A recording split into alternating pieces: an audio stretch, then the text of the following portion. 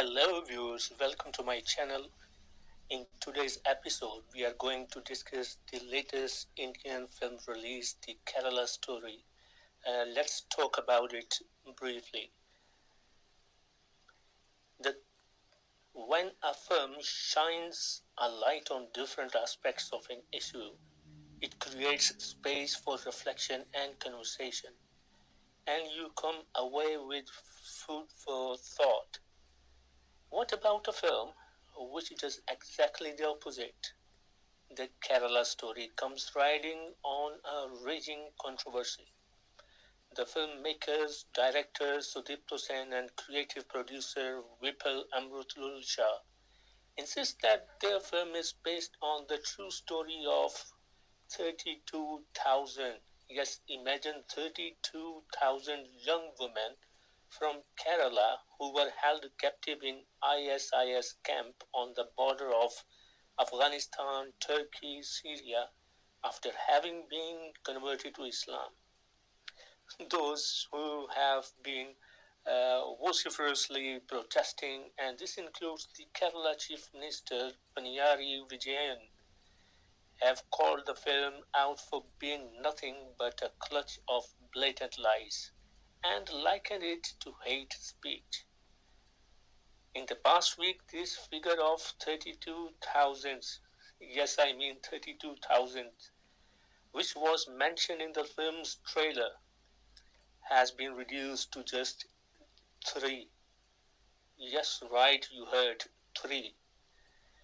This changes everything. The makers have practically admitted that their initial figures was highly exaggerated, and to explorate its sweeping claim from such a minuscule figure is nothing but gross misrepresentations. The film itself is nothing but a poorly made, poorly acted rant which is not interested in interpreting, which which is not interested in interrogating the social complexities of Kerala, an Indian state proud of its multi religions, multi ethnic identity.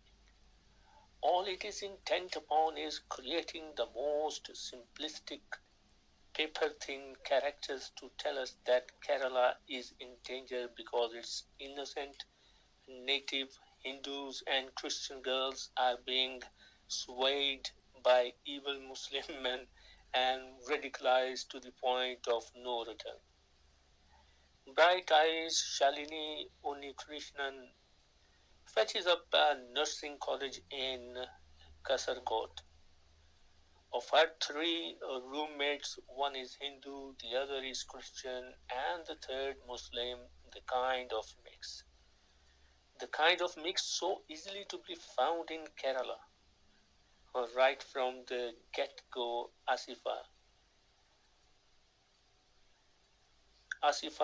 which is Sonia Balini, starts her mission of brainwashing the other three girls who wear the hijab are safe from the lecherous eyes of men. Other gods are weak, and only Allah can save the kafirs, who will otherwise have to face dozakh, meaning hellfire and damnation. Personable young men whose job is to ensure and impregnate unsuspecting young women and crafty Molvis are part of the mix.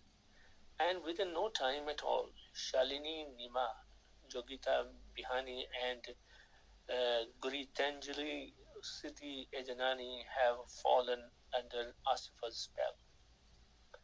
An attempt to understand just how presumably educated young women, the literacy level in Kerala have always proudly been the highest in the country, can become quite so enamored of an ideology so much at odds with what they have grown up believing, or not one of them is an atheist, would have lent the Kerala story welcome depth. But that's not the kind of film this is, replete with such incendiary lines as "pour Kerala to time bomb के ऊपर रखा गया है." Former Deputy CM ने कहा है कि अगले साल में केरला इस्लामिक स्टेट बन जाएगा. All of Kerala has been placed on a time bomb. The former Deputy CM has said that in the next 20 years Kerala will become an Islamic state. Laughable. No one seems to have ascertained whether the real life person being learned to actually ever said, or has it been twisted out of context. All the Muslims figures in the films are dark and intimidating, and love jihad is their weapon of choice. Shalini, who is Fatima Ba, Ada is a competent actor but is made to cry and snivel through the film. Finds out she is pregnant and instantly behaves as if it is the end of the world. She is studying to be a nurse. These are modern times. Has no one heard of medical terminations? Her journey from Kerala to Sri Lanka to the ISIS camp where the Taliban regime is filled with the most gruesome visuals. Men and women and animals are hacked to pieces. And she ends up being flown into a group of women who are condemned to being sex slaves or suicide bombers. It is nobody's case that the terrible events as experienced by the handful of real life women from Kerala or by women from other parts of the world brutalized by the Taliban did not happen. But to claim that it is the definitive Kerala story and its 32,000 women is patiently false.